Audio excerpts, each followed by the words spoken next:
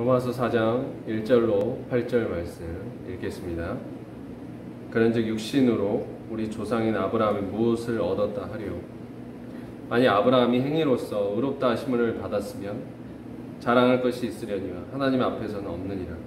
성경이 무엇을 말하느냐? 아브라함이 하나님을 믿음에 그것이 그에게 의로 여겨진 바 되었느니라. 이나는 자에게는 그 삭시 은혜로 여겨지지 아니하고 보수로 여겨지거니와 이를 아니할지라도 경건하지 아니한 자를 의롭다 하시는 이를 믿는 자에게는 그의 믿음을 의로 여기시다니, 이란 것이 없이 하나님께 의로 여기심을 받는 사람의 복에 대하여 다윗이 말한 바, 불법이 사함을 받고 죄가 가리워짐을 받는 사람들은 복이 있고 주께서 그 죄를 인정하지 아니할 사람은 복이 있도다 함과 같으니라. 아멘.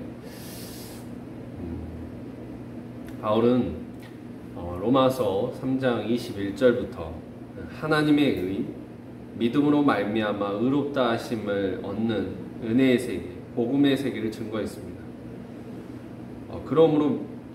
그러나 믿음으로 말미암아 의롭다 하심을 얻는 세계라는 것은 유대인들에게 굉장히 낯설 뿐 아니라 그들의 반감을 일으키는 것이었습니다. 그래서 바울은 4장부터 구약의 선례, 구약의 가장 대표적인 인물 중 두 사람을, 아브라함과 다윗의 이야기를 들어서 믿음으로 의롭다함을 받는 이 세계가 새로운 것이 아니다라는 것을 설명하기 시작합니다. 여러분, 아브라함과 다윗은 유대인들에게 있어서 너무나 더욱 중요하고 존경받는 인물이었습니다. 먼저 아브라함은 유대인의 조상이었죠. 유대인들은 자신들이 아브라함의 후손이라는 것을 자랑으로 삼았던 민족입니다. 그리고 다윗은 어떤 인물입니까? 이스라엘의 역사 가운데 가장 찬란했던 시기가 다윗 왕의 시기였던 것이죠. 유대인들이 생각하는 이스라엘의 전성기가 다윗 왕의 시기였습니다. 그래서 왕 중의 왕은 다윗이었다. 유대인들 안에 그렇게 다윗에 대한 존경이 있었던 것이죠. 그런데 지금 바울이 이 두 사람을 끄집어냅니다. 아브라함이 어떻게 우리의 조상이 되었는가? 다윗은 어떻게 왕이 되었는가? 그들은 어떻게 하나님 앞에 부름받았고 살았는가라는 이 질문을 던지면서 바울은 한마디로 그것은 그들의 행위와 공로가 아니었다고 말합니다.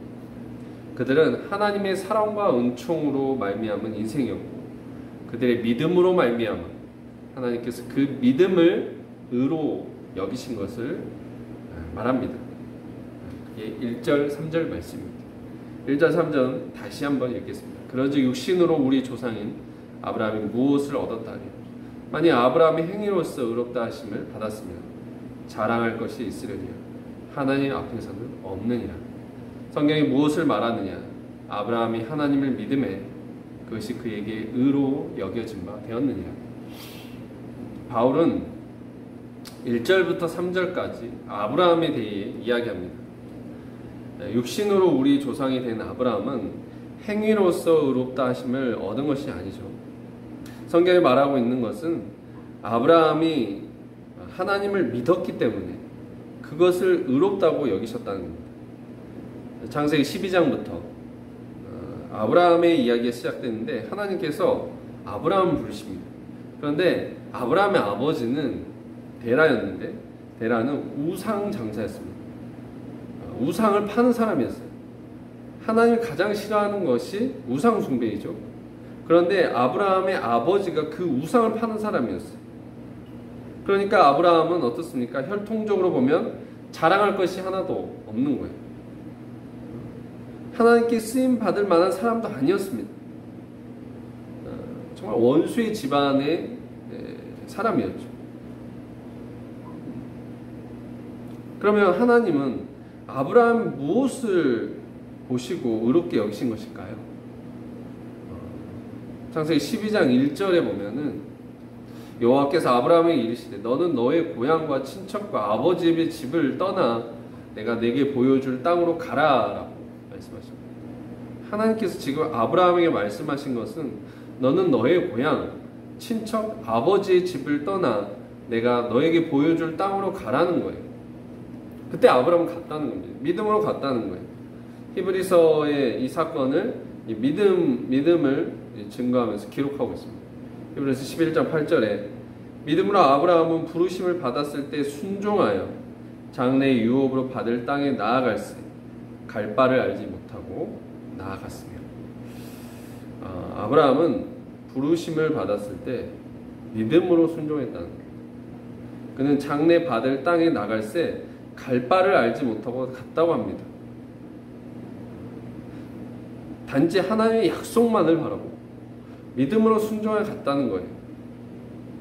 아브라함이 이전에 어떤 행위나 공로가 있었기 때문에 하나님께서 그를 부르시고 의롭다 하신 것이 아니라 이런 하나님의 약속에 대한 믿음을 가지고 나아간 이 아브라함을 의롭다고 여기신 겁니다. 바울은 이 아브라함을 통해서 하나님의 자비와 은총을 말하고 있습니다. 아브라함이 될 수 있었던 것은 그가 어떤 혈통적인 자랑이 있어서가 아니고 공로가 있었던 것이 아니라 오직 부르시는 그 순간 믿고 순종했던 그 아브라함을 의롭다고 보시는 하나님의 자비와 은총으로 아브라함이 아브라함 될 수 있었다라고 말하는 겁니다. 한 분의 하나님, 지금 아브라함을 의롭다 하신 한 분의 하나님께서 인간을 대해 오신 방식은 동일합니다. 구약이나 신약이나 동일하죠. 한 분의 하나님, 사랑의 하나님께서 옛사람이나 오늘날의 사람이나 유대인들이나 이방인이나 의인이나 죄인 할 것 없이 여전히 우리 위에 계셔서 이런 자비로운 따스한 햇살을 비춰주고 계십니다. 하나님 사랑에는 차별이 없습니다. 하나님 앞에 모두가 등거리에 있다 할 수 있습니다. 하나님의 공의 앞엔 우린 다 유한하고 우린 다 죄인이고 아무런 말을 할 수 없는 존재들이죠. 우리의 지위와 우리의 문벌과 우리의 혈통적인 배경이라는 것이 하나님 앞에 아무런 자랑거리가 되지 않습니다.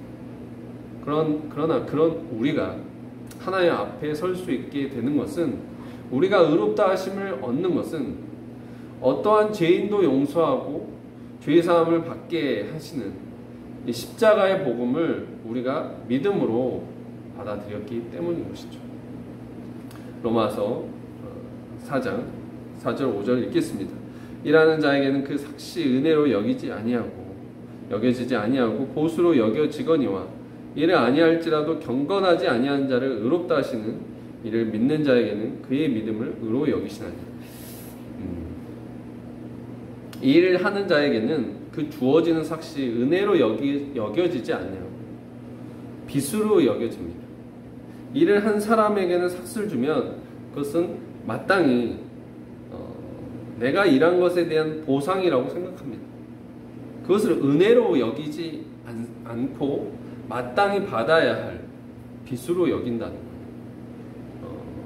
그런데 유대인들의 신앙 안에 이런 모습이 있었습니다. 유대인들 어땠습니까? 자신들의 선행을 적어놓은 장부를 가지고 있었다고 합니다. 자신이 몇 가지 선행을 했는지 적어놓고 매일 그것을 하나님께 보상을 받으려고 했습니다. 예를 들면 내가 10개의 선행을 했습니다. 2개의 보상을 받았다고 하면 하나님이 왜 8개를 빨리 안 갚아주시나, 이 선행에 대해서 왜 안 갚아주시나 라고 하나님을 빚쟁이로 모는 모습이 있었던 거예요.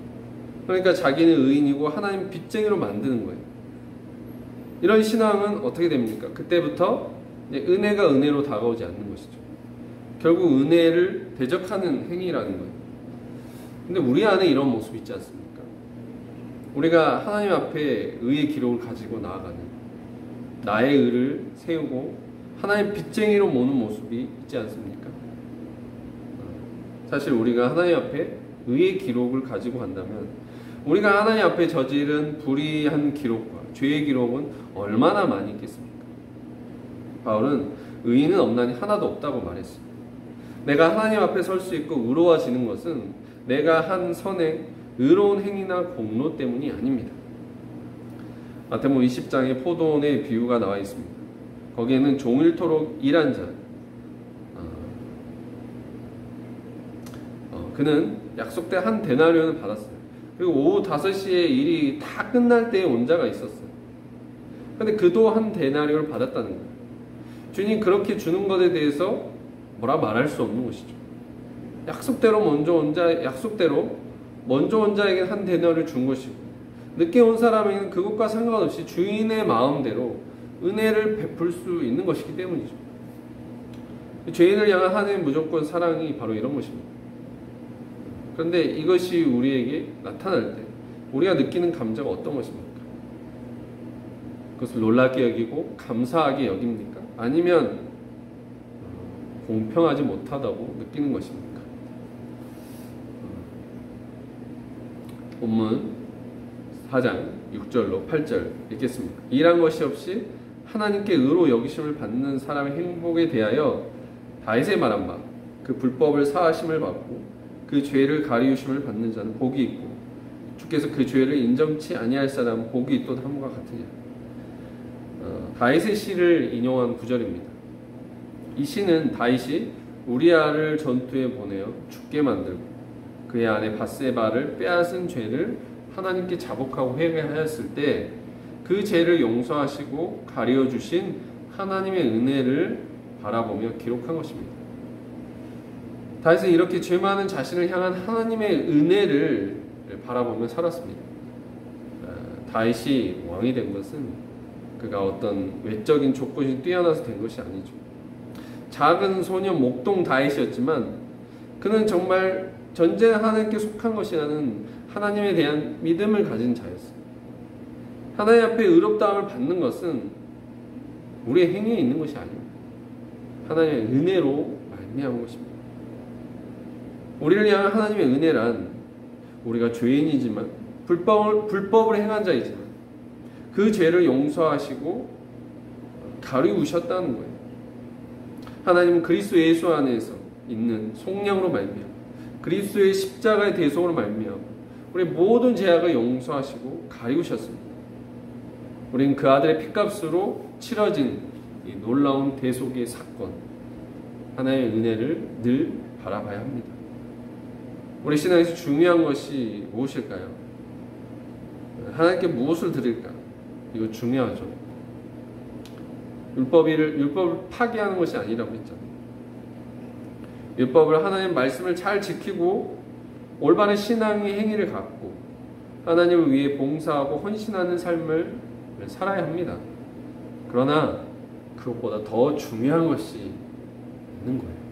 그것은 바로 하나님께서 죄인된 나에게 베푸신 무조건적인 사랑, 아들의 십자가를 통해서 나타난 죄인된 나를 향한 하나님의 놀라운 의, 하나님의 은혜, 이것을 바라보며 믿으며 사는 것입니다.